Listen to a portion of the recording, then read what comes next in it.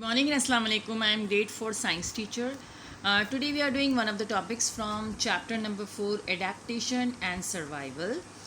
So open up first of all page number 43.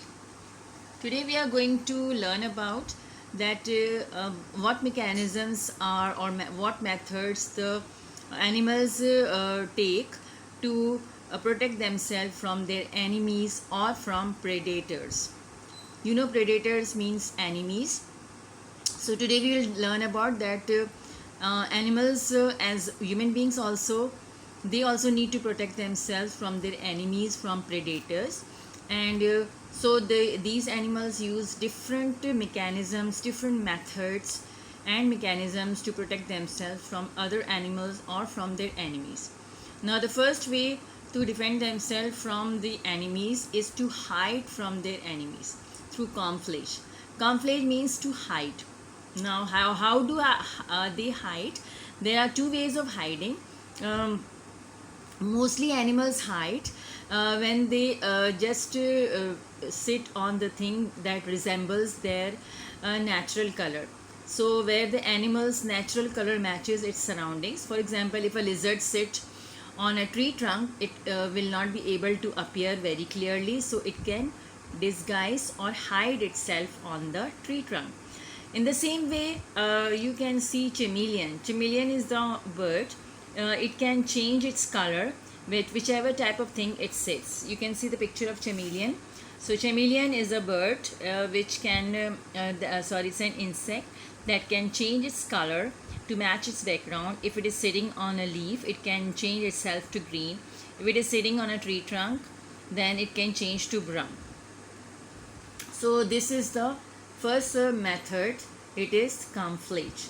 Now second method of protecting the animals is that they can move fast to protect themselves. For example, when a leopard runs after a deer, it can run so fast and hide in the jungle so that it disappears from the eyes of leopard.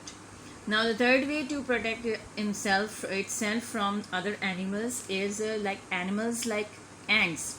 The insect ants, they live in underground caves or burrows, so they are hidden from their enemies or from predators. Now the fourth one is nocturnal animals. You know, nocturnal animals mostly move during the night so that they are not a prey of other animals. So these animals, nocturnal animals like owls, bats, they avoid predators and they sleep during the day and they keep awake at night. And you know that most of the animals sleep at night. So these nocturnal animals, owls and bats, they protect themselves from their enemies by sleeping during the daytime. Now the next is when an animal copies the characteristics of other animals or non-living things. For example, like rocks and plants. So they can protect themselves from predators.